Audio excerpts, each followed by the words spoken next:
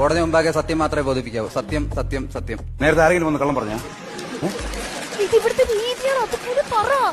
സത്യം സത്യം സത്യം. താങ്കളുടെ പേരെന്താണ്?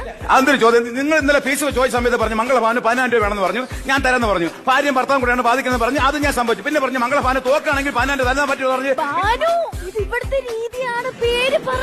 താങ്കളുടെ പേരെന്താണ്? മംഗളഭാനു. മിസ്റ്റർ മംഗളഭാനു, ഈ നിൽക്കുന്ന സ്ത്രീയെ പരിചയമുണ്ടോ? ഏത്? ഇത് ഇല്ല. മംഗളഭാനു ശ്രദ്ധിച്ചു നോക്കൂ. ഈ നിൽക്കുന്ന സ്ത്രീയെ പരിചയമുണ്ടോ? പരിചയമില്ല.